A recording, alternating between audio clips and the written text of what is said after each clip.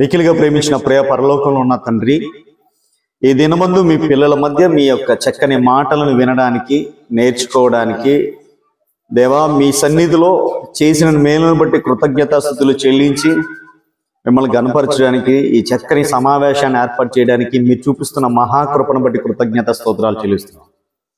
దేవా మీ సన్నిధిలో వినబడుతున్న ప్రతి వాక్యాన్ని కూడా పరిశీలనతో దేవా వారు గ్రహించి దాన్ని వారి జీవితంలో నెరవేర్చండి తండ్రి. ప్రతి వారు మీ చిత్తానికి లోబడేవారిగా, మీ మాటలు యందు శ్రద్ధాశక్తులు భయభక్తులు కలిగి ప్రేమించి దాన్ని జరిగించేవారిగా ఉంచండి దేవా. ఈ ప్రార్థన పెట్టిన కుటుంబానికి ఆశీర్వాదాలు దీవెనతో పాటు మిమ్మల్ని అనుసరించే గొప్ప ఆసక్తిని కూడా ప్రసాదించండి దేవ. చేరు వచ్చిన మీ పిల్లలందరితో మాతో మీరు మాట్లాడమని యేసుక్రీస్తు వారి పరిశుద్ధ నామం అడిగి వేడుకునిచున్నాం మా కన్న తండ్రి, ఆమేన్.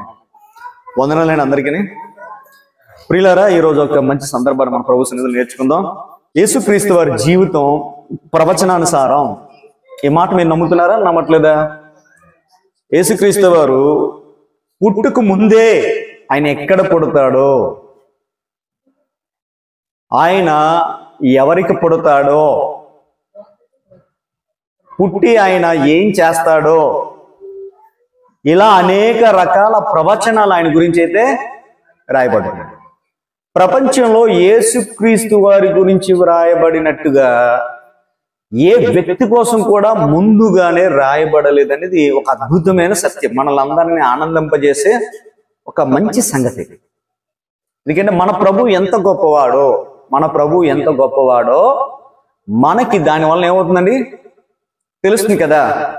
గమనించండి, యేసుక్రీస్తు ప్రభు వారి గురించి ఆయన ప్రతిదీ ప్రవచనానుసారమే అని ఆయన చనిపోయిన తర్వాత, తిరిగి లేచిన తర్వాత శిష్యులకి కనబడి చెప్పిన మాటలు మనకు లూకా సువార్త 24వ అధ్యాయంలో ఆఖరి వచనాలు చెప్తారు. నన్ను గురించి మోషేయు ప్రవక్తలు చెప్పిన మాటలన్నీ నెరవేరినవని అంటారండి. అంటే యేసుక్రీస్తు ప్రభు వారి జీవితం ప్రవచనసారమైతే ఆయన గురించిన అనేకమైన ప్రవచనాలు నెరవేరేయండి. కానీ ఒక్క ప్రవచనం మాత్రం ఎక్కడ స్పష్టంగా లేదు, కానీ నెరవేరిందని వాక్యాలు చెప్పి. ఆ అస్పష్టమైన ప్రవచనం ఏంటి, అది ఎలా నెరవేరింది అనే దాని గురించి ఈరోజు మనం ఏం చేద్దామండి, నేర్చుకుందాం. మత్తయి సువార్త నుంచి 2వ అధ్యాయం 23వ వచనాన్ని మనం పరిశీలన చేద్దాం. మత్తయి సువార్త 2వ అధ్యాయము 23వ వచనం. హేరోదుకు ప్రతిగా యూదాయ దేశము ఏలుచున్నాడని విని అక్కడికి వెళ్ళవెరచి స్వప్నమందు దేవుని చేత బోధింపబడిన వాడై గలిలయ ప్రాంతములకు వెళ్ళి నజరేతు అను ఊరికి వచ్చి అక్కడ కాపురం ఉండెను. ఆయన నజరేయుడనబడినని ప్రవక్తలు చెప్పిన మాట నెరవేరునట్లు ఇలాగూ జరిగినట్టు. యేసుక్రీస్తు ప్రభువారు నజరేయుడు అనబడినని ఈ ఒక్క మాట ప్రవక్తలు చెప్పారట. ప్రవక్తని ఏకవచనం కాకుండా ఏమంటున్నాడు ఆయన? ప్రవక్తలు చెప్పిన మాట నెరవేరినట్లు, ఇదంతా ఇలా నెరవేరినట్లు ఇలాగూ జరిగినన్నాడండి. నెరవేరినట్లు అంటాడు. ఎందుకు ఏ ప్రవక్త చెప్పాడు? ఇప్పుడు ఆయన గురించి ఒక్కొక్క ప్రవక్త ఒక్కొక్క వచనం చెప్పారు. కానీ ఇక్కడ అనేక మంది ప్రవక్తలు కలిసి, ఒకటి కంటే ఇద్దరు అంటే ఎక్కువ మంది కదా, ఎక్కువ మంది ప్రవక్తలు కలిసి చెప్పిన ప్రవచనం ఎక్కడుంది? ఈ అస్పష్టమైన ఈ ప్రవచనం దాన్ని యేసు ఎలా నెరవేర్చాడు? ఈ మాట వింటుంటే మీకు అనిపిస్తుందిలే, నాకేదో గుర్తుకొస్తుందండి. దేవుడు ఎన్నో వాక్యాలు రాసిచ్చాడు మన కోసం, ఒకటి సరిగా చేయలేకపోతాం. మన కోసం ఎన్నో మాటలు రాశాడు కదా, మనం ఏం చేయాలి, ఎలా ఉండాలని. కానీ ఆయన కోసం అయితే ఇది ప్రవక్తలు చెప్పిన మాట నెరవేరినట్లు అంటాడు. ఎక్కడ చెప్పారు? అది డైరెక్ట్గా లేకపోయినా సరే దాన్ని కూడా నెరవేర్చారట. ఎంత గొప్ప ఆసక్తితో తండ్రి మాటలంటే, తండ్రి ఆలోచన అంటే యేసుకి ఎంత మక్కువో ఎంత ఇష్టమో మనకు అర్థమవుతుంది, ఎంత ప్రేమో కదా. మనకి కూడా దేవుడు మాట్లాంటి అంత ప్రేమ ఉంటే ప్రియులారా, మన జీవితాలు కూడా నిజం చెప్తున్నాను బ్లెస్డ్ లైఫ్ అయిపోతాయి, ఆశీర్వదించబడిన జీవితాలుగా మారిపోతాయి. ఉదయకాలంలో విన్నాం కదా, ఏం వింటాం? వాక్యం అంటే మనకేం లేదండి, బేసిక్గా సంతోషం లేదు. కానీ యేసు కోసం చెప్పిన ప్రతి మాట కూడా ప్రభు అయిన యేసుక్రీస్తు వారు నెరవేర్చారు. చెప్పని మాట కూడా నెరవేర్చారు. ఆయన నజరేయుడు అనబడునని ప్రవక్తలు చెప్పిన మాట అంటాడు. అంటే దీని గురించి బైబిల్ అంతా వెతికినా ఎక్కడ కూడా స్ట్రైట్ రిఫరెన్స్ తెలియదు. ఈ నజరేయుడు అనబడడానికి ఒక 2-3 థీరీస్ ఉన్నాయండి. ఫస్ట్ థీరీ ఏంటంటే, న్యాయాధిపతుల గ్రంథంలో 13వ అధ్యాయంలో నాజీరు గురించి ఒక సందర్భం ఉంటుంది. సంఖ్యాకాండంలో కూడా రిఫరెన్స్ ఉంటాయండి. నాజీరుని, నజరేయుడికి పదం దగ్గరగా ఉందని చాలా మంది ఇంప్లిమెంట్ చేశారు. కానీ నాజీర్ అనేది ఎవరు చేస్తారు? దేవుడికి ప్రతిష్ఠించబడిన వ్యక్తి. ఆయన తల వెంట్రుకలు కత్తిరించుకోకూడదు, తినకూడదు, త్రాగకూడదు. యేసుక్రీస్తు తినుచు త్రాగుచు వచ్చిన గనక ఆయన గురించి ఒక మాట ఉందా లేదా? ఈయన తినుచు త్రాగుచు వచ్చాడు అంటున్నాడండి. నాజీరు చేయబడిన వారు ఏది పడితే తినకూడదు. ఆయన నేను తినడా లేదా? త్రాగాడు. ద్రాక్షరసం నాజీరు చేయబడి ముట్టుకోకూడదు. ఆయన నేను త్రాగాడా? త్రాగాడు. కాబట్టి ఈ నాజీరు చేయబడిన వ్యక్తి అనడానికి వీలు లేదన్నమాట. కాబట్టి నాజీర్ అనే పదానికి, నజరేడ్ అనే పదానికి లింకప్ అయితే కుదరలే. కొందరు దాన్ని అనుకున్నారు, మరికొందరు ఏమనుకున్నారంటే అండి, ఈ నజరేత్ అనే ఆ లొకేషను బట్టి, దానికున్న పద వివరణ బట్టి చాలా మంది మరొక రెండో సిద్ధాంతాన్ని ప్రతిపాదించారు. ఆ సిద్ధాంతం ఏంటంటే ప్రియులారా, ఈ నజరేత్ అనేది ఎక్కడుందని ఆలోచిస్తే మొదట ఆ ప్రాంతాన్ని భౌగోళికంగా మనం కాస్త ఆలోచిద్దాం. ఇది యెరూషలేముకి సుమారు 3 దినాల నడక ప్రయాణ దూరం ఉందండి. 70 నుంచి 90 మైళ్ళ దూరం ఉంది. ఏది? ఈ నజరేత్. దేవస్తోత్రం. ఈ నజరేత్ అనేది ఎక్కడుందంటే అన్ని వైపులా కొండల్లో ఉంది, హైట్గా ఉంది. కొండల కంటే హైట్ ఉంది, అంటే యెరూషలేము కంటే ఎత్తులో ఉంది. ఇది ఆలోచించండి. దీన్ని అరామీ భాషలో నజరేత్ అనే అర్థం ఏంటంటే చూచుపురం, చూచేపురం. నజరేత్ అని మీనింగ్ ఏంటంటే అరామీలో చూచుపురము అని అర్థం. ఇకపోతే హిబ్రూ భాషకు వస్తే ఏమని తెలిసిందని, నజరీన్ అనే ఆ మాటకు అర్థం ఏంటంటే చిగురు అని పదం. ఏంటంటే అర్థం? అది చిగురు. నజరీన్ అంటే హిబ్రూలో ఉన్న వర్డ్కి. అయితే ఈ నజరీన్ అనే పదానికి చిగురు అనే దానికి మనలో కొందరు కొన్ని రిఫరెన్స్ యాడ్ చేస్తారు. యెషయా గ్రంథం 11వ అధ్యాయం 1వ వచనం కూడా దాన్ని కోట్ చేస్తారు. యెషయా గ్రంథం 11వ అధ్యాయం 1వ వచనం.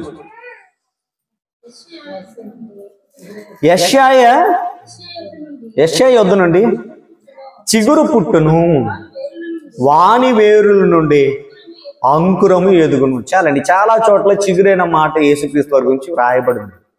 ఈ పదం తీసుకొచ్చి చాలా మంది అంటే నజరీన్ అన్న నజరేయుడు అన్న ఒకటే కదా, పదం దగ్గరకు ఉంది, చిగురు అని అర్థం కాబట్టి అని నజరేయుడు అనబడినని ఈ యెషయా మాట కోట్ చేస్తారు. కొందరైతే దాన్ని యాక్సెప్ట్ చేస్తారు. అసలు నజరేత్ అనే మాట నజరేయుడు అనబడునని అనేక ప్రవక్తలు ఎందుకు చెప్పారు అంటే దీనికి మీనింగ్ ఏంటంటే, అసలు నజరేత్ అనే ప్రాంతం గురించి మనం బాగా ఆలోచిస్తే దానిపై మనకు ఒక అవగాహన వస్తుంది.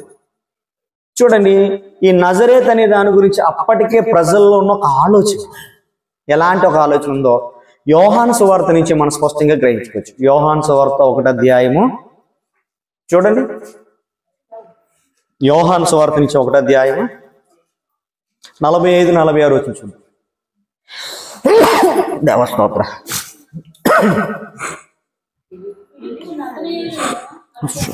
ఫిలిప్పు నతనీయులను కనుగొని ధర్మశాస్త్రమును, మోషేయు ప్రవక్తలను ఎవరిని గురించి వ్రాసినో ఆయనను కనుగొంటిమి.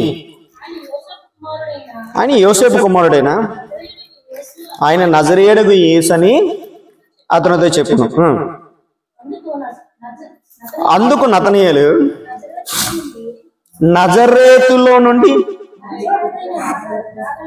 మంచిది ఏదైనా రాగలదా అని అతను అడగగా, అంటే నజరేత్ అంటే ఎలాంటి అభిప్రాయం ఉందండి? నజరేత్ అంటే ఎలా ఉంటుంది? ఇది నజరేతుల నుండి మంచిది ఏదైనా రాగలదా అని అడుగుతున్నాడు. ఎవరు? నతనీయులు అడుగుతున్నాడు. ఎవరిని? ఫిలిప్పుని అడుగుతున్నాడు.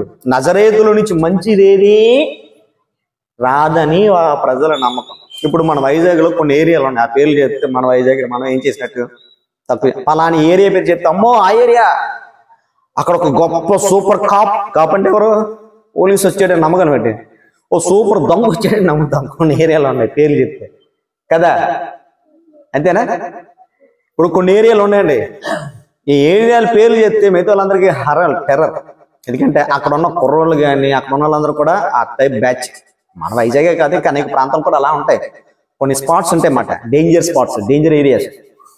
ఆ ఏరియాలో మంచిది ఏది ఉండదు. అందరూ కూడా ఎలా ఉంటారు? ఒకటే రకమైన బాణి, ఒకే రకమైన మనస్తత్వం ఎలా ఉంటారు. అక్కడ మంచిది వస్తుంది, మంచి వాళ్ళు ఉంటారని ఎవడు అనుకోడు. అలా ఈ ప్రాంతం గురించి ప్రజల్లో బలంగా నాటుకుపోయింది ఏదంటే మంచిది ఏది అక్కడ ఉండదట. మంచిది ఏది ఉండదు అనడానికి కారణం ఏంటి? కారణం ఏంటంటే దానికి చాలా కారణాలు మనం చెప్పుకోవచ్చు. ఒకటి ఏంటంటే అది భౌగోళికంగా కొండల మధ్య హైట్ లో ఉండడం. తర్వాత మరొక కారణం ఏంటంటే ఎక్కువ తరచూ వర్తక వాణిజ్యాలు జరగడానికి అది అవ్వదు. హైట్ లో ఉంటే ఎవడెళ్తాడు? అనుకూలంగా ఉంటే వెళ్తారు. అది ఏమైనా సముద్రానికి దగ్గరగా ఉండడం లేకపోతే మనకి దేనికి దగ్గర ఉంటే డెవలప్ అవుతుంది కదా. ఇది గలిలీలో, ఈజిప్ట్ లో ఒక భాగం. గలిలీలో ఒక పట్టణం, ఏది చిన్న సైజు పట్టణం, ఇది నజరేత్. ఈ నజరేత్ అనేది ఇంకెలాంటిదంటే రోమా సైనికుల యొక్క స్థావరం. ఏదండి అది? ఈ నజరేత్ అనేది రోమా సైనికుల యొక్క స్థావరం. ఈ స్థావరంలో ఇప్పుడు సైనికులందరూ ఒక చోట ఉన్నారు అనుకోండి, అక్కడ ఉన్న వారికి ఎంత ఇబ్బందిగా ఉంటుంది? ఇబ్బంది ఉంటుందా లేదా? ఇప్పుడు సైనిక స్థావరాల పక్కన ఉన్న గ్రామాలు కానీ పట్టణాలు కానీ చాలా ఇబ్బంది. ఎందుకంటే వాళ్ళు చాలా ఆంక్షలు పడతారు. అక్కడికి ఎవరిని రానవరు, ఏవి కూడా సరిగా యాక్టివిటీస్ చేయనివ్వరు. ఎందుకంటే వాళ్ళకి ఎక్కడ ముప్పు వస్తుంది ఏమని చెప్పి. అలా ఆ ప్రాంతం బాగా అణిచివేయబడింది. ఏది? నజరేత్. తిరుగుబాటు శాసంగా వస్తుంది. ఆ రోమా సైనికుల మీద తిరుగుబాటు, అక్కడ ఉన్న వాసులు మొండోలుగా తయారైపోతుంది. అలాంటి ఆ ప్రాంతంలో మంచిది వస్తే చెప్పండి. ఎప్పుడు నిత్యం ఘర్షణ పూర్వకంగా ఉన్నప్పుడు ఒక ఆలోచన పూర్వకంగా ఎవరైనా వస్తారని అన్న ఆలోచన ఉంటుంది ఏంటి? మంచి వ్యక్తి వస్తారని ఎవరికి ఆలోచన ఉంటుందా? ఉండే ఛాన్స్ లేదు. ఆ తర్వాత మరొక కారణం ఏంటంటే అందులో మంచిది ఏది రాదు అనడానికి ఇంకొక కారణం ఏంటంటే దానికి సమీపంలోనే సమరయ పట్టణాలు ఉన్నాయి, సమరయ గ్రామాలు ఉన్నాయి. సమరయ అంటే మీకు తెలిసింది కదా, అన్యులు ఇశ్రాయేలు కలిపి అంటే పెళ్లి చేసుకుంటూ పుట్టిన పిల్లలు, మిశ్రమ జనం. అలాంటి వారు వీళ్ళు పక్కన ఉండవు, వీళ్ళు కూడా చెడిపోతారు, వీళ్ళు కూడా అంత మంచోళ్ళు కాదు అని అభిప్రాయం కదా. ఇలాంటి నేపథ్యంలో అక్కడ మంచిది ఏది కూడా ఉండదని భావన. ఎవరికి? యోధ ప్రజలకి, యెరూషలేములో ఉన్న చుట్టుపక్కల ఉన్న ప్రజలందరికీ నజరేతులో నుంచి మంచిదేది రాదు, నజరేతులో మంచోళ్ళు అంటే ఎవరు ఉండరు అనే ఒక ఆలోచన. అలాంటి చోట ఈయన పెంచబడ్డాడు. ఆయన పుట్టిందేమో యెరూషలేముకు వెళ్తూ పుట్టారు. ఈ హేరోదు వలన వాళ్ళు వచ్చి ఎక్కడికి వచ్చారట? నజరేతుకు వచ్చి అక్కడ వాళ్ళు కాపురం చేశారు. ఈవెన్ యేసుక్రీస్తు వారు పరిచర్య ప్రారంభించి యెరూషలేముకి వెళ్ళేంత వరకు, అనగా 33 సంవత్సరాల కాలం అంతా కూడా ఆయన జీవితం ఎక్కడికి గడిచింది? ఈ పనికి రానిది అనుకుంటూ, నిష్ప్రయోజనమైనది అనుకుంటున్న ఇజ్రాయేల్ ప్రజలు తృణీకరించబడిన ఈ ప్రాంతంలోనే ఆయన జీవితం అంతా కొనసాగింది. ఆయన పరిచర్య అక్కడే స్టార్ట్ చేశాడు. గలిలీలో ఆయన ఏం చేశాడండి? మొదటి సూచక్రియ కూడా కానాలో చేశాడు. ఆయన బోధ స్టార్టింగ్, ఆయన పరిచర్య అక్కడ, ఆయన కార్యాలు స్టార్టింగ్ అక్కడే. ఇలాంటి నజరేతుల నుంచి మంచిది రాదు అనుకున్నారు. మంచిది రాదు అనే చోటే అంటే నజరేయుడు అనబడినంటూ ఈయన గురించి కొందరు ప్రవక్తలు చెప్పారట. ఎందుకు ఆ మాటలు ఎక్కడ ఉన్నాయి? ఎందుకంటే ఇప్పుడు ఫస్ట్ థియరీ కాదు, రెండో థియరీ ఏంటంటే చిగురు. ఆ చిగురు అనే దానికి చూస్తే దావీదు చిగురు అని ఆల్రెడీగా ఉంది. సో అప్పుడు నజరేయుడు అనబడిన ఎలా అవుతుంది? కదా, ఆ కనెక్టింగ్ అవ్వదు. రెండోది మిస్. థర్డ్ వన్ ఏమైందంటేనండి, ఇది చాలా సమంజసమైంది, కాకపోతే దీని గురించి చెప్పింది ఒకరు కాదు, చాలా మంది చెప్పారు. ఈ వచనాలు కూడా నేరుగా కాకుండా ఆయన ఎలా విడిచిపెట్టబడతాడు, ఆయన ఎలా తృణీకరించబడతాడు, ఆ తృణీకరించబడిన ఆ వైనాన్ని, ఆ భావాన్ని ఆ ప్రవక్తల నోటి నుంచి అయితే మనకు కనబడుతుంది. కాబట్టి ఆయన తృణీకరించబడడం, ఆయన అపహసించబడడం, ఆయన హేళనకు గురి చేయబడడం, ఆయన ఉన్న పేరుని బట్టి ఆయన తక్కువ చేసి చూడడం, ఇలాంటి అనేక కారణాలు బట్టి నజరేయుడు అనబడునంటూ ఆ సారాన్ని వీళ్ళు ప్రజెంటేట్ చేశారు. ఎవరు? ప్రవక్తలు. అలా ప్రజెంటేట్ చేసిన ప్రవక్తలు ఒకరు కాదు, ఇద్దరు కాదు, ఎంతమంది ఉన్నారో తెలుసా? చాలా మంది ఉన్నారు. అసలు యేసుక్రీస్తు ప్రభు వారి జీవితం, ఆయన శిష్యులు యేసుక్రీస్తు వారి ఆయన సొంత వారి దగ్గరకు వచ్చారు. ఆయన ఎవరో రిసీవ్ చేసుకున్నారా?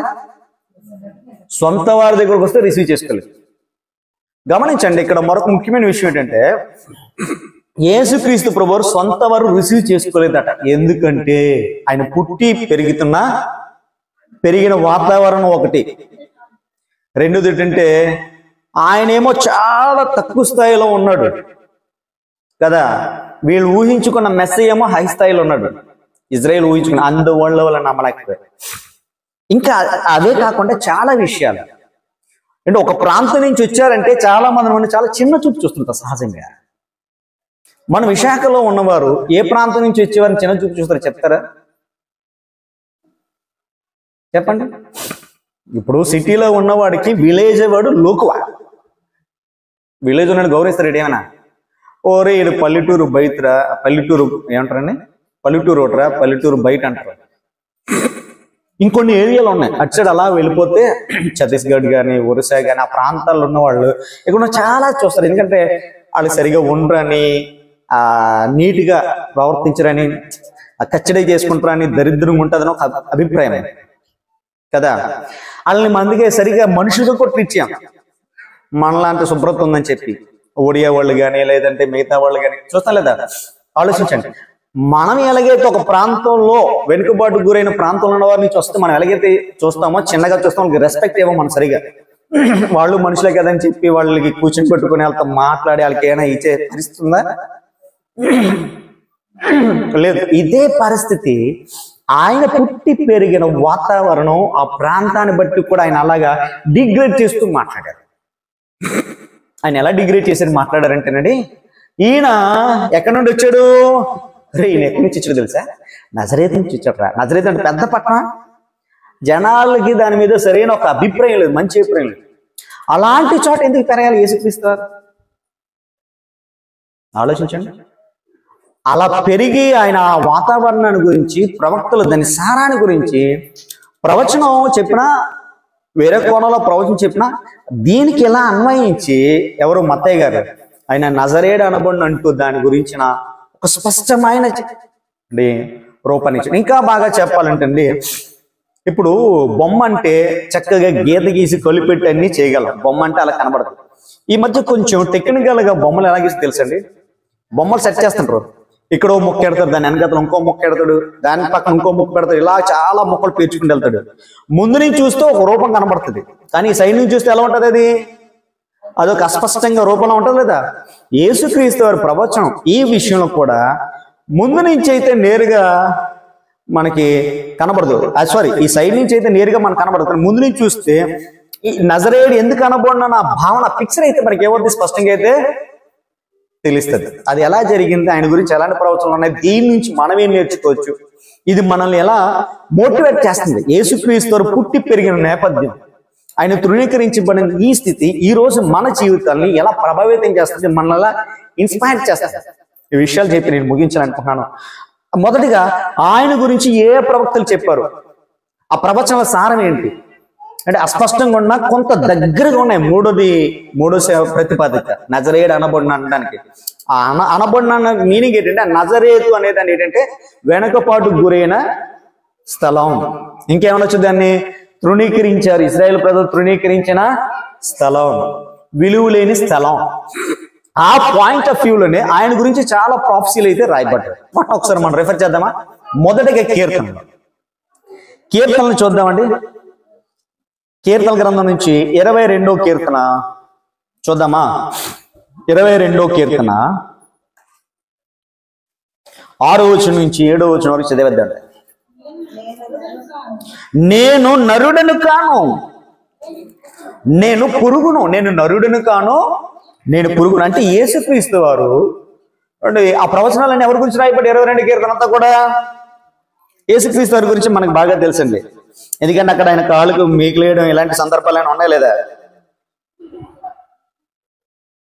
నా చేతులను కాళ్ళు పొడిచారు 16వ వచనం ఉంటుంది, మనకు తెలిసింది ఆ మాట. ఈ 6, 7 వచనాలు కనుక చూస్తే నేను నరుడును కాను, నేను పురుగును అంటే యేసుక్రీస్తుని ఎలా చూసారు వాళ్ళందరూ? ఓ మనిషిగా చూడలే, ఒక ప్రాఫిట్ గా చూడలేదు, ఆయన ఒక మెస్సీగా ట్రీట్ చేయలేదు, ఆయన ఒక పురుగులో చూసాడు. ఎందుకంటే ఆయన ఉన్న ప్రాంతం ఏది, ఆ ప్రాంతాన్ని బట్టి ఆయన ఎలా ట్రీట్ చేశాడండి? నేను నరుడును కాను, నేను ఒక పురుగును, నరుల చేత నిందింపబడిన వాడును, ప్రజల చేత తృణీకరింపబడిన వారు, నన్ను చూచువారందరూ పెదవులు విరిచి తలాడించు నన్ను అపహాసించున్నారు. ఆయన ఏం చేస్తున్నారట? అపహాసిస్తున్నారు. ఓ ఇతనా లైట్ గా తీసుకుంటున్నారు. ఎవరిని? యేసుక్రీస్తు వారిని, లోక రక్షకుడు,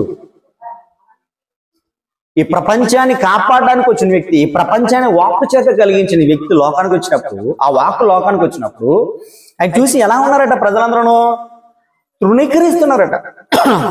ఆయన చూసి తృణీకరించేవాడును, నిందింపబడిన వాడు, ప్రజల చేత తృణీకరింపబడిన వారు, నన్ను చూచేవారందరూ పెదలు విరిచి తలాడించు నన్ను అపహాసించుచున్నారు. యెహోవా మీద నీ భారం మోపం ఆయనే దాన్ని విడిపించునేమో, వాడు ఆయనకి ఇష్టడు కదా, ఆయన వాడిని తప్పించునేమో. ఎంత ఎగతగలగా మాట్లాడుతున్నారని అంటే ఈ భావన మత్తయ్య గారు అంటే ఈయన ప్రాంతం నుంచి వచ్చాడు కాబట్టి తృణీకరించబడ్డవాడుగా, అమ్మా వింటున్నారా? తృణీకరించబడిన వాడుగా ఆయన ఏం చేసినట్టు వాళ్ళందరూ చూస్తున్నట్టు మనకు అర్థం. నజరేత్ అంటే తృణీకరించేవారు. అక్కడ ఉన్న వారికి ఎవరికి సరైన రెస్పెక్ట్ అనేది, సరైన స్థానం హృదయంలో ఇవ్వడం అనేది, మనిషిగా చూడాలనే కనీస జ్ఞానం కూడా లేని పరిస్థితిలో ఆ నజరేత్ ఉంది. అలాంటి పరిస్థితి అక్కడి నుంచి ఇచ్చినారు కాబట్టి ఈయన కూడా అదే విధంగా ఏం చేస్తున్నారండి? చూస్తున్నట్టుగా ఈ వాక్య భాగాన్ని బట్టి మనం అవగాహన చేసుకోవచ్చు. అర్థమవుతుందా? ఇంకొక మాట చూద్దాం మనం, ఇంకొక మాట మనం చూద్దాం. యెషయా గ్రంథం నుంచి 49వ అధ్యాయం 7వ వచనం. ఇప్పుడు యెషయా ప్రవక్త ఏం చెప్పాడో చూద్దాం. యెషయా గ్రంథం నుంచి 49వ అధ్యాయం 7వ వచనం చూద్దాం. ఇశ్రాయేలీల విమోచకుడు పరిశుద్ధ దేవుడు నగు యెహోవా మనుషుల చేత నిరాకరింపబడిన వాడును, జనులకు అసహ్యుడును, నిర్దయాత్మల సేవకుడు నాకు అంటాడండి. చూసారంటే యేసుక్రీస్తు వారి గురించి ఏమంటారట? మళ్ళీ చూద్దాం. 49:7 ఇశ్రాయేలీల విమోచకుడును పరిశుద్ధ దేవుడునగు యెహోవా మనుషుల చేత నిరాకరించబడిన వాడు. నజరేత్ అంటే ఇజ్రాయేల్ అందరూ యెరూషలేములో ఉన్నవారు, కానీ గౌరవ మర్యాదలు ఇచ్చేవారైతే తృణీకరించబడేవాడు. తృణీకరించబడేవాడును ఇంకేమంటాడు? జనులకు అసహ్యుడును. జనులకు ఎలా ఉన్నాడట? అసహ్యుడు. ఏంటి? యేసుక్రీస్తు వారి పేరు ఒక్కసారి కాదు అనేక సార్లు నజరేయుడు నజరేయుడు నజరేయుడు అంటూ ప్రస్తావించినట్టు. ఎన్నిసార్లు ప్రస్తావించారు తెలుసా? ఈవెన్ ఆయన చనిపోయినప్పుడు కూడా సిలువ మీద ఏం రాశాడు తెలుసా అండి? ఏమని రాశాడు ఆ రాజు? యూదుల నజరేయుడు ఏమంటాడు? INRS ఏమని ఉంటది? యూదుల రాజు అయిన నజరేయుడు యేసు. నజరేయుడు యేసు అని రాశారండి అక్కడ. నజరేయుడు అంటే ఏంటి? ఆయన ప్రాంతాన్ని ఎందుకు చెప్తున్నారు మాట్లాడితే? నజరేయుడు యేసు అని అంటారు. ఒకరు స్వస్థపరచమని, ఎవరు? కుష్ఠరోగులు అడిగారు, చాలా మంది ఆయన అడిగారు కదా, ఆ పేరు పెట్టి ఆయన ప్రాంతం పేరు పెట్టి పిలిచారు నజరేయుడు యేసు. ఓ విధంగా చెప్పాలంటే వెనుకబాటు గురైన ఆ ప్రాంతంలో ఒక అద్భుతమైన మహాశక్తి స్వరూపం బయలువెళ్ళింది. ఒక విధంగా చెప్పాలంటే అది చీకటి లాంటిది. గుర్తింపు లేని స్థలం అంటే చీకటి కదా. చీకటి గల చోట్ల నుంచి ఒక తేజస్సు ప్రపంచాన్ని వెలిగించడానికి అయితే బయలుదేరింది. ఒక గుర్తింపు లేని చోట నుంచి ఈ ప్రపంచానికి గుర్తింపు తీసుకొచ్చే, మనుషులకు గుర్తింపు తీసుకొచ్చే ఒక మహా దివ్య తేజస్సు ఏమైందండి? లోకానికి వచ్చిందండి. ఆలోచిస్తున్నారా? ఏమంటే మనం సాధారణంగా క్రికెటర్స్ ఎక్కువ ఎక్కడ తయారవుతారు చెప్పండి? ఏదో మెట్రోపాలిటన్ సిటీలో ఎక్కువ తయారవుతారు క్రికెటర్స్, బాగా క్రికెట్ ఆడేవాళ్ళు. ఎవరైనా ఊహించగలరా? గరివిడి లాంటి ప్రాంతంలో అంటే సిఎస్కే ధోని టీంలో నుంచి ఒకరు సెలెక్ట్ అవుతాడని గరివిడి నుంచి సెలెక్ట్ చేయడు. మన దృష్టి ఏంటంటే అది బాగా వెనుకబడి గురైన ప్రాంతం ఏది? గరివిడి. ఆ ప్రాంతంలో కుర్రోడు సెలెక్ట్ అవ్వగానే అబ్బో చాలా గొప్పగా రాశారు, పత్రికలు టీవీలో గొప్పగా చూపించలేదా? అంటే వెనుకబాటు గురైన ప్రాంతం నుంచి వస్తే హైలైట్ అయిపోతున్నాడు.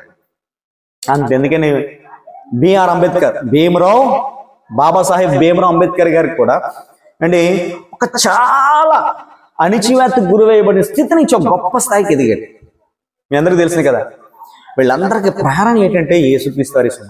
ఎందుకంటే ఈ ప్రాంతానికి గుర్తింపు లేని ఆ చోట పుట్టి పెరిగి పాపులు కలిసిపోయే చోట నా ప్రాంతంలో తిరుగుబాటు అణిచివేత తీవ్రంగా ఉన్న ఆ ప్రాంతం నుండి కూడా ఆయన ఏ తప్పు చేయకుండా ఏ పాపం చేయకుండా చాలా హానెస్ట్ గా గొప్పగా బతికారండి. అంటే అలా బతకలరా?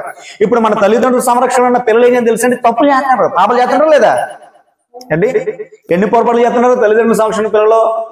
అంటే పెద్దవాళ్ళకు కూడా మనుషులు ఉన్నారనే ఇంగిత జ్ఞానాలు అక్కడ తప్పులు చేస్తున్నారు అందరి మధ్యలో కూడా. మరి కల్చర్ ఉన్న సొసైటీ ఏది? మెట్రోపాలిటన్ సిటీ కదా ఇది. కల్చర్ ఉన్న సొసైటీలో ఉన్న వరకు కల్చర్ లేకుండా పోయింది. అది కల్చర్లెస్ సిటీ, కల్చర్లెస్ ప్రాంతంలో ఉన్న వారికి కల్చర్ వస్తుందా? కానీ అక్కడే ప్రపంచానికి ఒక గొప్ప నాగరికత, ఆత్మీయ నాగరికత, ఆత్మీయ గొప్ప మార్గాన్ని చూపించడానికి బయలుదేరండి. ఎవరు? నజరేయుడగు యేసు. ఎంత గొప్ప సంగతి అంటే తృణీకరించబడిన చోటే దేవుడు ఎందుకు పెట్టాడో కూడా ఆలోచించండి. ఇంకా నజరేయుడి గురించి, ఆ తృణీకరించబడిన భావన గురించి యెషయా గారు మరొక వాక్యాన్ని కూడా ఉదాహరించారండి. 53వ అధ్యాయము యెషయా గ్రంథం నుంచి 53:2-3 వచనం చదువుదాం. లేత మొక్క వలెను ఎండిన భూమిలో మొలిచిన మొక్క వలె. లేత మొక్క వలె అంటే ఎండిన భూమిలో, ఎండిపోయిన భూమిలో మొక్క మొలుస్తుందా? అంటే ఆ ప్రాంతానికి ఎలాంటి గౌరవ మర్యాదలు లేని ఆ చోట పెరిగేటట్టు ఎవరు? ఎండిపోయిన భూమి అది, ఇంకా దానికి ఎలాంటి విలువ లేదు. అలాంటి చోట ఎండిన భూమిలో మొలిచిన మొక్క వలను అతడు ఆయన ఎదుట పెరుగును. అతనికి స్వరూపమైన సొగసైన లేదు, మనం అతను చూచి అపేక్షించినట్లుగా అతను ఎందు స్వరూపము లేదు. అతడు తృణీకరింపబడిన వాడును, మనుషుల వలన విసర్జింపబడిన వాడు ఆయన. వ్యసనక్రాంతుడిగాను, వ్యాధిని అనుభవించేవాడిగాను, మనుషులు చూడనొల్లని వాడుగాను అతడు తృణీకరింపబడిన వాడు కనుక మనం అతన్ని ఎన్నిక చేయకపోతుంది. యేసుక్రీస్తు వారిని ఆ నజరేత్ అనే ప్రాంతాన్ని బట్టి వాళ్ళు చాలా మంది ఆయన ఎన్నిక చేయలేకపోయారు, పట్టించుకోలేకపోయారు, ఆయన గౌరవం లేకపోయారు. ఎంత గొప్ప మేధావి అయినా సరే ఈ జనాలకు పొలపిచ్చున్నప్పుడు ఒక తక్కువ కులంలో పుట్టాడు గౌరవిస్తారండి. మిగతా వాళ్ళందరూ ఇస్తారా? ధనవంతులు ఉన్న ప్రాంతంలో ఒక బీద కుటుంబంలో పుట్టి ఒక మహాజ్ఞాని అనుకోండి, ధనవంతులు వాల్యూ ఇస్తారా? అతనికి ఇస్తారా? యేసుక్రీస్తు వారి పరిస్థితి కూడా అలా ఉందని ఇక్కడ చెప్తున్నారండి. అంటే మీకు అర్థం అవ్వలేదు, ఉదాహరణ చెప్తున్నాను. అతన్ని తృణీకరింపబడిన వాడుగాను గనుక మనం అతన్ని ఎన్నిక చేయకపోతున్నాం. అలాంటి పరిస్థితులు పెరిగాడట. యెషయా గారు చెప్పారు, దావీదు గారు చెప్పారు, ఇంకెవరు చెప్పారు తెలుసండి? ఆయన తృణీకరించబడతాడు, అలాంటి వాతావరణంలోనే తృణీకరించబడతాడు, ఆయన పుట్టిన ప్రాంతాన్ని బట్టి తృణీకరించబడతాడని. ఆయన పెరుగుతున్నప్పుడు ప్రజలందరి చేత తృణీకరింపబడడానికి, అంటే అంగీకరించుకుంటా ఆయన చిన్నగా చూడటానికి ఆ కారణాలు ఈ స్థలం ఒకటి అవుతుందని మత్తయ్య గారు కోట్ చేశారన్నమాట. ఇంకొక మాట కూడా మీకు చూపిస్తారు దానియేలు గ్రంథం నుంచి. దానియేలు గ్రంథం నుంచి 9వ అధ్యాయము 26వ వచనం కూడా చూద్దాం మనం. దానియేలు గ్రంథము 9వ అధ్యాయము 26వ వచనం కూడా చూద్దాం మనం. దానియేలు గ్రంథము 9వ అధ్యాయం 26వ వచనం. ఈ 62 వారములు జరిగిన పిమ్మట ఏమీ లేకుండా అభిషిక్తుడు నిర్మూలము చేయబడును. వచ్చినట్టు రాజు యొక్క ప్రజలు పవిత్ర పట్టణమును, పరిశుద్ధ పట్టణమును, పరిశుద్ధ ఆలయం నశింపజేయుదురు. దాని అంతం హఠాత్తుగా వచ్చును మరియు యుద్ధ కాలాంతం వరకు నాశనం జరిగినని నిర్ణయింపను. అంటే వచ్చిన ఆయన్ని నాశనం చేస్తారు.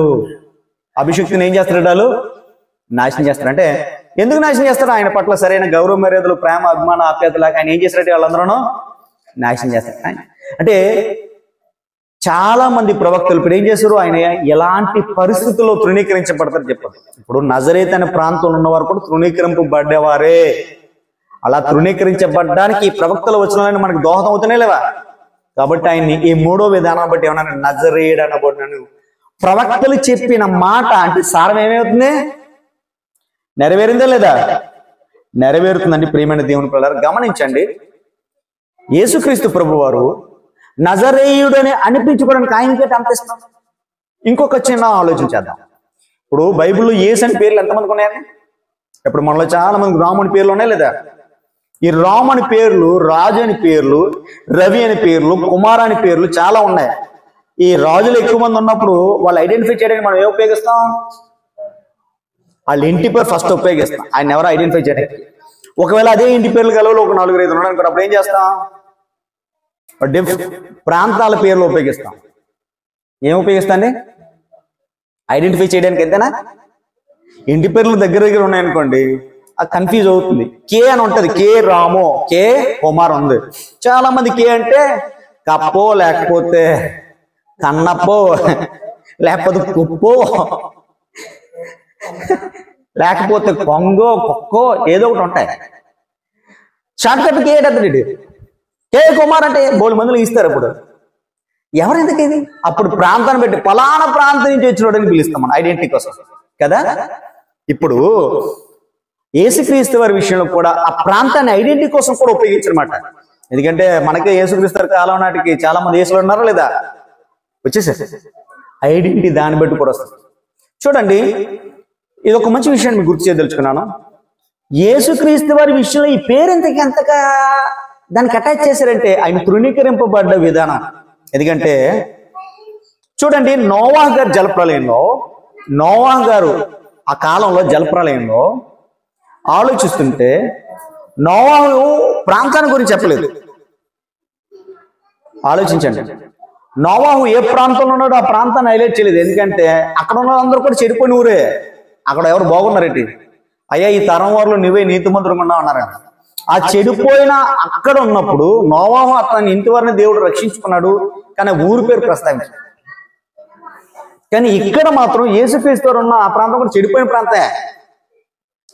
ఆ ప్రాంతాన్ని బట్టి ఈయనకి ఎందుకు ఆపాదించారు నజరేతు అనేవాడని? గమనిస్తున్నారా?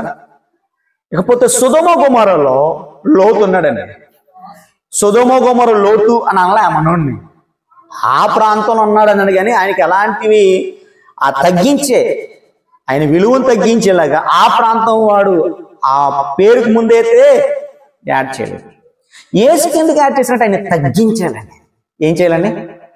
తగ్గించాలి. అంటే తగ్గించాలని ఆయనకి ఆ పేరెట్టిన ఆ పేరుకే ఒక క్రేజ్ తీసుకొస్తాడు. ఎవరు? యేసుక్రీస్తు. ప్రియులారా, ఈ మాటను మీరు గుర్తు చేసుకోండి. సాధారణంగా యేసుక్రీస్తు వారు లాంటి మనం కూడా అలాంటి స్థలాల్లో ఉన్నామనుకోండి, అణిచివేతకు గురివేయబడిన స్థలాలు, ప్రజలు బొత్తుగా అంటే గౌరవం లేని స్థలాల్లో, ప్రజల దృష్టి ఒక చెడ్డది. బొంబాయి రెడ్ లైట్ ఏరియాలో ఉన్నారనుకోండి, రెడ్ లైట్ ఉన్న అందరూ పాపులర్ ఏంటి? వాళ్ళ పిల్లలు మంచిగా ఉండొచ్చు కదా. కాబట్టి అలాంటి ఏరియాల నుంచి వచ్చి కూడా గొప్ప వాళ్ళు అవ్వచ్చండి. కానీ మనం ఏమనుకుంటే, మరి నేను పుట్టి పెరిగిన ప్రాంతం ఇది అంటారా, ఇంకా నాకు ఎలా మారుతుంది, నా జీవితం ఏముంటది అని అనుకోవచ్చు. కానీ గంజాయి వనంలో తులసి మొక్కల మంచి మాట చెప్పారు అంటే చుట్టూరు గంజాయి వనమే, అందులో తులసి మొక్కలాగా ఎదిగాడండి. ఎవరు? యేసుక్రీస్తు. ఈ మాట మీరు గుర్తు చేసుకోండి. నువ్వు పుట్టి పెరుగుతున్న ప్రాంతం సరైన వసతులు లేవు ఎదగడానికి, సరైన మనకి సదుపాయాలు కలగజేయలేదు. అంత మాత్రం చేత ఏంటి మన జీవితం బాగు చేసుకునే కోసం అందరూ తొరుక్కున్నట్టు అడ్డుత్రోవలో అడ్డ మార్గంలో వెళ్ళాలి, తప్పుడు మార్గంలో వెళ్ళాలా? నీతివంతంగా బతకాల. ఎలా బతకాలి? నిజాయితీగా బతకలొద్దా? ఇప్పుడు ఆ ప్రాంతం అంతా కూడా స్మగ్లింగ్ చేసి బతుకుతుంటారండి. మనం స్మగ్లింగ్ చేయలేంటి, నిజాయితీగా బతకవచ్చు. దొంగతనం చేసి బతుకుతారు, మనం నిజాయితీగా బతకవచ్చు. నేను పుట్టి ప్రాంతం ఇంతే కదా, నాకు ఎక్కడికి వెళ్ళా ఎవడో ఉపాధి ఇవ్వట్లేదు, నా ప్రాంతాన్ని బట్టి ఇంకా నేను దొంగ కానీ మరొక అనుకుంటున్నారంటే అంటే ఎలా? కష్టమే. నిజాయితీగా ఉండడం కష్టమే, యథార్థం కష్టం. ఆయన ప్రయత్నించు. యేసు అదే చేసేదండి. ఆ ప్రాంతానికి ఎలాంటి విలువ లేకపోయినా సరే ఆ ప్రాంతంలోనే పుట్టి చిన్న చూపు చూస్తున్న ఆ ప్రాంతానికి ఆయన పేరు ముందు పెట్టుకునేలాగన ప్రజల హేళన కోసం అన్నా దానికి గొప్ప పేరు తీసుకొచ్చాడు. ఎవరు? యేసుప్రభు గారు. అంటే గొప్ప పట్టణంలో పుడితే పేరు రావడం విశేషమేం లేదు. కానీ ఒక మారుమూల ఉండి ఆ మారుమూల గ్రామాన్ని గురించి, ఆ పట్టణం గురించి ప్రపంచానికి ఒక వెలుగు తీసుకొచ్చేలా చేయడం అంటే ఎంత గొప్ప సంగతి. అంటే మనం అందరం కూడా మనం పుట్టి పెరుగుతున్న ఈ ప్రాంతానికి దేవుని మహాకృపను బట్టి, ఆయన మహాదయని బట్టి పేరు తీసుకొచ్చేలాగా నీతివంతంగా, యథార్థంగా, పరిశుద్ధంగా ఏం చేయాలండి? బ్రతకగలగాలి. యేసు అదే చేసి చూపించారండి. మంచిది ఏదైనా రాగలదు అన్న దగ్గర నుంచి మంచి వచ్చిందండి. ప్రపంచం అంతా చెడిపోయింది. అప్పటికి వాళ్ళ దృష్టిలోని నజరేతు చెడిపోయింది అనుకున్నారు. కానీ యేసు వారి దృష్టిలో చూస్తే ప్రపంచం అంతా చెడిపోయింది లేదా? మనుషులందరూ అప్పుడు ఎలా ఉన్నారు? ఒక్కడును లేడు, అందరూ పాపం చేసి పదం వాడుతున్నారు. అందరూ పాపులే. పాపులు ఉన్న ప్రపంచంలో నజరేతు అయితే ఏంటి, యెరూషలేము అయితే ఏంటి, బెత్లెహేము అయితే ఏంటి, అంతేనా? ఐగుప్తు అయితే ఏంటి, మరొకటి ఏంటి, ఎక్కడైనా ఒకటే, అందరూ పాపులే. కాకపోతే వాళ్ళు అనుకున్నమాట, వాళ్ళు మహాపాపులు, మేము ఉత్తములు అనుకుంటున్నారు. ఎవరు? యెరూషలేం బ్యాచ్. కానీ వాళ్ళు పాపులేనా? ఆ పాపుల మధ్య పుట్టి పెరిగిన ఆయన అందరినీ మంచిది ఏదైనా రాగలదన్నాడు. మంచిది ప్రపంచానికి చెడు నుంచి మంచిలోకి నడిపించడానికి, చెడు ఉన్న ప్రాంతంలో నుంచి మంచిని తీసుకొచ్చండి ఎవరు? యేసుక్రీస్తు. మరి మనం కూడా మన చుట్టూ ఉన్నవారు చెడిపోయిన వారు అయినప్పటికీ, మన చుట్టూ ఉన్నవారు చెడ్డవారైనప్పుడు కూడా, మన చుట్టూ ఉన్న వారందరికీ కూడా పాపులైనప్పుడు కూడా, రకరకాల వ్యసన పరులు అయినప్పుడు కూడా, ప్రియులారా, మంచిది నీలో నుంచి చుట్టూ అందరికి ఏం చేయాలండి? స్ప్రెడ్ చేయాలి. ఆ మంచి యేసుక్రీస్తు వారు మంచి నజరేతు నుంచి ప్రపంచాన్ని చుట్టేసిందండి. ఈరోజు ఒక్క నజరేతనే కాదు, ఈరోజు ప్రతి వారికి కూడా ఆయన నమ్మిన వారందరూ కూడా ఒక ఐడెంటిటీ ఇచ్చేలాగా ఆయన ఎదిగాడండి. ఎదిగారు లేదా? ఈరోజు విశాఖపట్నాన్ని గొప్పగా చెప్పుకుంటాం ఎక్కడికైనా వెళ్తే. కానీ అంతకంటే గొప్పగా ఏంటంటే మనం ఏం చెప్పుడు తెలుసండి?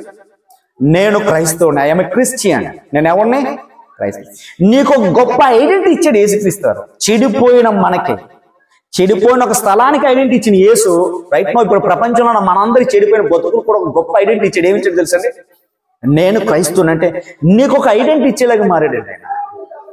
ఆయన మనకు ఒక ఐడెంటిటీ ఇచ్చినప్పుడు, గుర్తింపు ఇచ్చినప్పుడు, క్రీస్తు అనేది అంటే సామాన్యంగా ఒక మతం కాదండి, అది మార్పు చెందిన ఒక నూతన స్వభావాన్ని అది సూచించే పదం. అది ఈ ప్రేమని, దేవుని యొక్క ఉన్నతమైన ఆలోచనని సమాజానికి అంటే అందించే సారం కలిగిన ఒక పాత్ర అది. ఏది? క్రీస్తు అనేది. ఆ పాత్రని ధరించిన మనం, ఆ పాత్రను కలిగిన మనం. అంటే మన బ్రతుకులకు విలువ లేనప్పుడు ఆయన ద్వారా మనకి ఎలాంటి విలువ వచ్చిందో ఆలోచించాం. ఒకప్పుడు నజరేతు విలువ తెచ్చాడు ఆయన. తృణీకరించబడినప్పుడు కూడా, తృణీకరించిన వాళ్ళే ఆయన నోట, వాళ్ళందరూ నోట ఏమనుకోరు తెలుసండి? అదిగా దేవుడు ప్రతి చోట కూడా తృణీకరించబడినప్పుడు కూడా ఆయన అలా అలా అలా అంచెలించలిగి ఎత్తి చూపించండి. అందరికంటే ఏం చేసినట్టుగా హైలైట్ చూపించాడు. తృణీకరించిన రాయే మోల్రైపోయింది. ఆ తృణీకరించిన ప్రాంతం ఊహించుండ్రు ఎంత గొప్ప కార్యం జరుగుతుంది. మనల్ని కూడా దేవుడు తృణీకరించారు. మన జీవితాలు కూడా నజరేతులుగా మనల్ని కూడా తృణీకరించారు. యేసుక్రీస్తు నజరేతులు ఉన్నట్టు మన బ్రతుకులు కూడా తృణీకరించాడు. అందరూ యాక్సెప్ట్ చేయకపోయినా సరే మన అందరిని యాక్సెప్ట్ చేసిన ఎవరండి? నువ్వు చెడిపోయిన వాడే కానీ నీ జీవితం ఇంకా నాశనం కాలేదు నాన్న, నేను నీ జీవితాన్ని కాపాడుతానంటూ చెడిపోయిన మన బతుకులు ఏం చేశాడండి? వెలుగులను ఇచ్చాడు, జవసత్వాలను ఇచ్చాడు, మన బ్రతుకు ఒక ఊపిరి నూతాడు, జీవించడానికి మనకు ఒక మార్గాన్ని ఇచ్చాడు, ఒక అవకాశం ఇచ్చాడు. కాబట్టి ప్రియులరా, నజరేయుడని యేసు అనే మాటలో వెనుకబాటు గురైన స్థలం నుంచి ప్రపంచానికి వెనుకబాటులో ఉందని వాళ్ళందరిని ముందు నడిపించిన నాయకుడి యొక్క ఆయన ఎదిగిన జీవిత క్రమాన్ని నేర్పిస్తుంది నజరేయుడైన మాటలో కదా. అస్పష్టంగా ప్రవచనాలు ఉన్నప్పుడు కూడా దాన్ని కూడా నెరవేర్చేంత దేవుని పట్ల ప్రేమను చూపించే తత్వాన్ని కనబడుతుంది ఎందులోని? ఆ మాటలో కదా. నేరుగా లేదు, ప్రవక్తలు చెప్పిన మాట నెరవేరినట్లు అన్నాడు. ఏ ప్రవక్తలు? దానియేలు, దావీదు, యెషయా, ఇంకా చాలా ప్రవక్తలు ఉన్నారండి, మీకా, జకర్యా. వీళ్ళందరూ మాటల యొక్క సారాన్ని ఆయన వణుకు పుచ్చుకొని సమాజానికి స్పష్టంగా మనకు చిత్రాన్ని ఇస్తున్నాడు. ఏంటంటే చెడిపోయినా సరే బాగు చేయవాడు ఎక్కడుంటే అది బాగుపడిపోద్ది. అంతే. నీ జీవితం చెడిపోయిందని అందరూ పక్కన పడవచ్చు. ఇదిగో అమ్మ, నువ్వు యేసుని నమ్మితే, సహోదరా నువ్వు యేసుని నమ్మితే, సహోదరుని నమ్మితే నీ జీవితాన్ని బాగు చేసేవాడు ఆయనే. మన కుటుంబాన్ని బాగు చేసేవాడు ఆయనే. మన స్థితిగతులు మార్చేవాడు ఆయనే. నువ్వు ఉన్న చుట్టూన్న ప్రాంతాన్ని చూసి నీరసించిపోకు. అది ఏదైనా కానివే, అది ఎంతటి చెరసాలైనా కానివ్వండి, అది ఎంత బంధకాలైనా ఉన్నవండి, యేసు పెరిగాడు. అలాంటి పరిస్థితుల్లో నుంచి మనం కూడా పెరుగుతాం. యేసుకు తండ్రి తోడుండి ముందుకు నడిపించాడు. నిన్ను నన్ను మనలందరినీ ముందుకే నడిపిస్తున్నాం. మనందరి జీవితాల్లో ఆ ఉత్తేజన ఇవ్వగల దేవుడు మన కొరకు తన బ్రతుకుని ముందు మాదిరిగా పెట్టి నడిచి వెళ్ళిన యేసుక్రీస్తుని చూడండి, తండ్రిని చూడండి. ఖచ్చితంగా వెనుకబాటు గురవుతున్న జీవితాలు ముందుంటే అనేకులకి దారి చూపించే తారలాగైతే, అనేకులు దారి చూపించే నాయకులుగా అయితే మనం అయితే ఉంటాం. అట్టి కృప యేసుక్రీస్తు వారు మనకి ఇచ్చారు. మన జీవితాలు తృణీకరించబడిన, అసహించుకున్న మన జీవితాలకు ఇచ్చారు. తృణీకరించబడిన ప్రాంతానికి ఆయన ఇచ్చాడు. ఒక ఐడెంటిటీ ఇచ్చిన యేసుక్రీస్తు వారిని మనం ఎప్పుడు కూడా ఆయన ఇచ్చిన ఐడెంటిటీకి చెడ్డ పేరు తాకుండా గొప్పతనం కలిగజేసే వారంగా, ఆయనకి మహిమ తెచ్చే వారంగా ఏం చేద్దామని అందరూ కూడా జీవిద్దాం. ఓకేనా? మీరందరూ మనమందరం అలా జీవించాలని ఆశిస్తూ ఈ నా మాట ముగిస్తున్నాను. ప్రార్థన చేద్దామా? ఒకరు ప్రార్థన చేద్దాం.